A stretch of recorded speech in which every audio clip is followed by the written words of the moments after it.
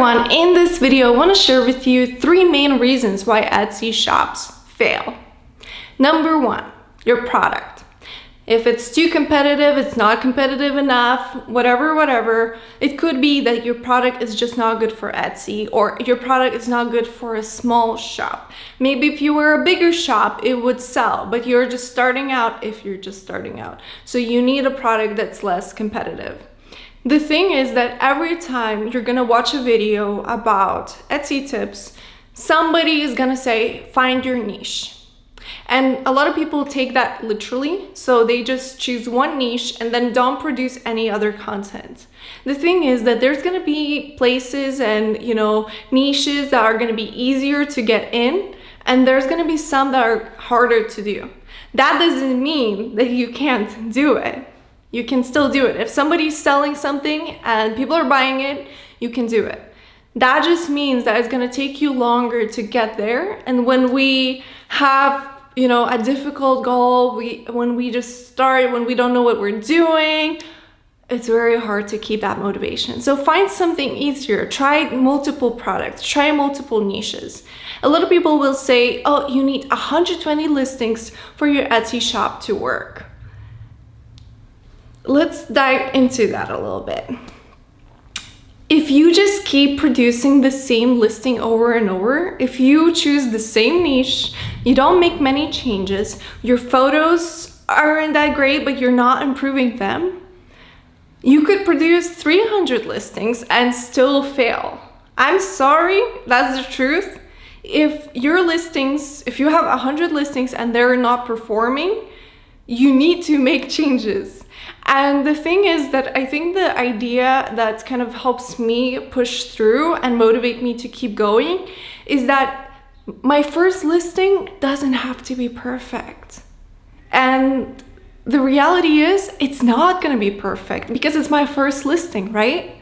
So I need to make it better each time, and I need to record those changes so I know what I'm doing. So when I am successful, and if I want to open another store, or if I want to help somebody out, I know exactly what I did to get there. And the thing is that those changes sometimes are going to be very small. Maybe you're going to write a better description. Maybe your photos are going to improve. Maybe you're going to find a product that people need. These are small changes, and that's why sometimes the 120 listings is needed. And it's needed not because you need 120 to sell on Etsy. You don't. You could have 30 and be perfectly fine. But it increases the chances that with each listing you're improving. So of course after 50 listings your improvement is gonna show, and you also might find a niche that you wouldn't otherwise. The truth is that there's a time when certain niches are gonna work. If you started a presets company 3 years ago, you didn't need much to stand out from competition. There weren't that many presets companies then, But now there's plenty, there's competition, there's a lot of things to do. So of course it's harder to get in. Could you still get in? Yes, but you need to be good to get in, and you need a lot of work to do that. Number 2, so we talked about product photos, and with product photos, ideally you would want to create an emotion where somebody's using your product and they can, like if it's jewelry, they're holding it in their hand, they have it with a fancy dress or a nice jacket or something. It's not overly photoshopped and kind of has that lifestyle influencer feeling. Ideally, that's what you want. On Etsy, the most important thing is that with that, also you include text in your photos. The thing is that on Etsy, all the descriptions are way down. Most people, when they go on the platform, they look through the pictures, and if they don't find something appealing to them, they leave. So your pictures are number 1 thing that you need to focus on, and then the description. Now I want to talk about the description because that's what makes my blood boil. So if you just focus on SEO, what we talked about before, and you just write those keywords and stuff, you're not really capturing anybody's attention. And the thing is that if they find your shop and then leave, naturally Etsy has that data and it will just stop showing your shop. So you're not gonna rank as high. What you need is for them to enter your shop and stay. And the way you do that is obviously eye-catching images and testing different options, seeing what your competitors doing. Just have two screens and compare your image to the competitors, see what they have that you don't, or what you could improve that they don't have. And here comes the biggest thing, biggest tip ever that I haven't heard anyone on YouTube, for Etsy selling at least, say.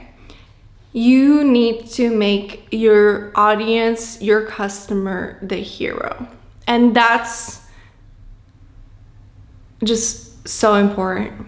Let me explain what I mean by this. So let's say you're Nike, and the way they do it, they actually have all these athletes that they invite, you know, to be their influencers, basically. They're basically showing, if you want to be an athlete, choose Nike, right? They don't say, hey, we created this company in blah, blah, blah. And, you know, they don't focus on themselves, they focus on the customer. Being a hero doesn't mean that you know everything. The customer doesn't know everything. They have doubts, they have insecurities, they have problems, they have all that, you know, kind of annoying stuff. But being a hero means that you can overcome it. And that's where you come in. You're kind of helping them to find what they need, and you're helping them to be a better version of themselves. So basically you take them from A and you put them in B, and you need to be very clear of how your product is going to do that. So the first sentence that you have shouldn't be SEO focused, especially when you write the copy. It should be client focused, and I can't stress that enough. Why should they buy that product? How are you different? How is it gonna make them feel when they buy it? How is it gonna improve their life? So I had a situation where I had a client and I was talking about her branding, and I asked her, how are you gonna help the clients? How are you different from the competition? And her answer was like, oh, I don't care about that. I just wanna make more money. Well, if you wanna make more money, you better start caring what your customers need, because obviously it's extremely important for them to feel like you care, right? Like you wouldn't want to buy from a brand that says, oh, I just want to make more money, right? Like, what's the point? What's in it for me, kind of thing. So that's one thing. And then the second part that's very overlooked is the actual problem that they have. So what we're gonna do is we're gonna find a villain that they're kind of, you know, having in their shop. So it could be that their villain is their anxiety, their self-doubt, they want to feel more confident and things like that. So what's the problem that they're facing? And we're not gonna focus on this. We're not gonna write a paragraph. One sentence is enough, but you know, you could say, oh, you're feeling overwhelmed, you know? Here's a simple digital planner that can help you structure your life. That's it. We're not gonna go crazy on this, right? We're not gonna make it into an insane thing.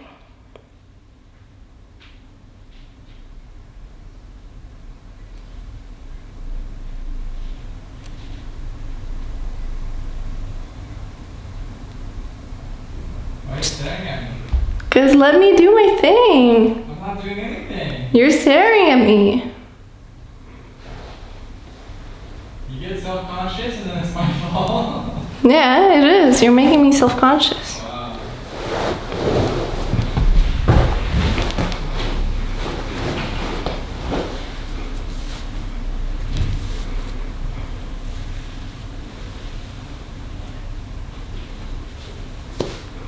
Tip number 3. So a lot of people quit, and it's normal.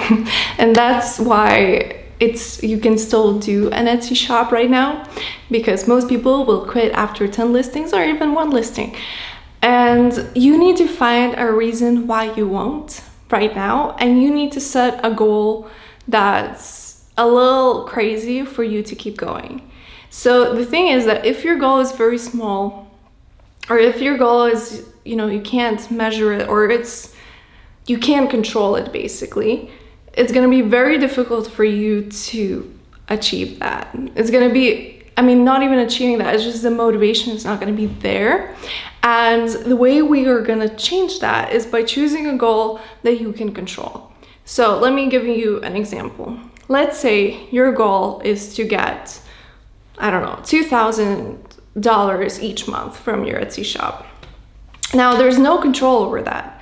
There's seasonality. There could be that you won't be able to find a product that generates that income, or you will not know how to use Etsy ads, you won't have social media presence, etc., etc. You can't control that, right? You can't just say to Etsy, hey, bring me 2,000 right now.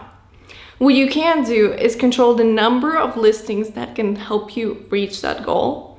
You can control how good the listings are, and you can make little changes to those listings to improve overall. So basically, your goal should be, okay, I'm gonna make 50 listings in 6 months, and each listing is gonna be a little bit better than the last one. I hope that this video is helpful. If you have any questions, just leave them in the description below. I'm gonna make more videos like this, so if you haven't, then subscribe. Thank you so much for watching, and see you in the next one.